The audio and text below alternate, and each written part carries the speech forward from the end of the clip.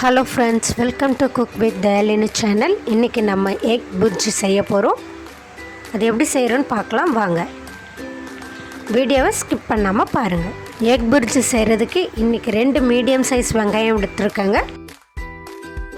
சின்னதா 2 தக்காளி எடுத்து கட் பண்ணியிருக்கேன். இந்த மாதிரி பொடியா கட் பண்ணிக்கலாங்க. இது கூடவே ஒரு பச்சை மிளகாய் பொடியா நறுக்கி எடுத்துர்க்கேன்.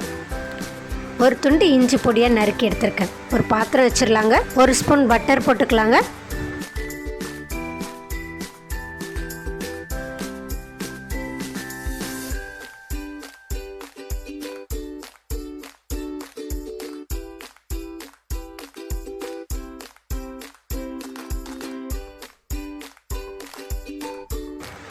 பட்டர் நல்லா மெல்ட் ஆயிடுச்சு.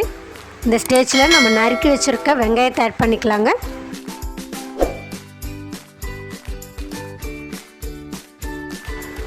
வெங்காயம் ரொம்ப வதங்கக்கூடாது. இந்த மாதிரி கண்ணாடி பதத்துக்கு வதங்கினா போதும்.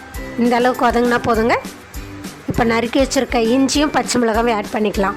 இது அப்படியே கொஞ்சம் நேரம் வதங்கட்டோங்க. எக் புர்ஜி செய்கிறதுக்கு நான் இன்றைக்கி 3 முட்டை எடுத்துருக்கேங்க.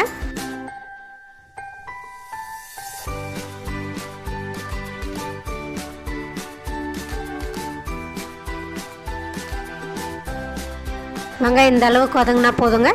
இந்த ஸ்டேஜில் நம்ம நறுக்கி வச்சுருக்க தக்காளி ஆட் பண்ணிக்கலாம்.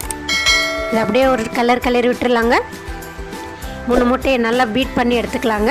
எக் புர்ஜி செய்கிறதுக்கு என்னென்ன மசாலா வேணும்னு பார்த்துடலாங்க. 1/2 டீஸ்பூன் காஷ்மீர் மிளகாத்தூள் எடுத்திருக்கேன்.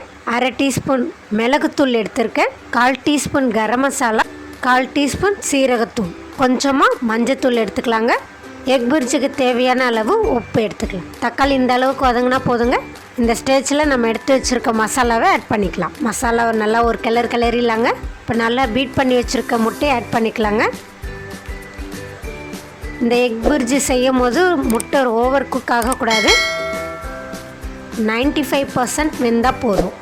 அப்போ தான் சாப்பிட்றதுக்கு ரொம்ப சாஃப்டாக கிடைக்கும்.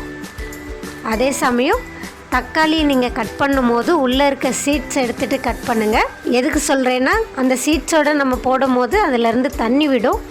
எக் புர்ஜி செய்யும் போது அந்த மாதிரி தண்ணியாக இருந்தால் நல்லா இருக்காது. அதனால் நீங்கள் அந்த சீட்ஸை எடுத்துகிட்டு வெறும் தக்காளியை போட்டிங்கன்னா நமக்கு கொஞ்சம் நல்ல ட்ரையான எக் புர்ஜி கிடைக்கும். அவ்வளோதான் ஃப்ரெண்ட்ஸ், நம்மளுடைய எக் புர்ஜி சூப்பராக ரெடி ஆகிடுச்சு. எப்படி இருக்குன்னு சாப்பிட்டு பார்க்கலாம் வாங்க.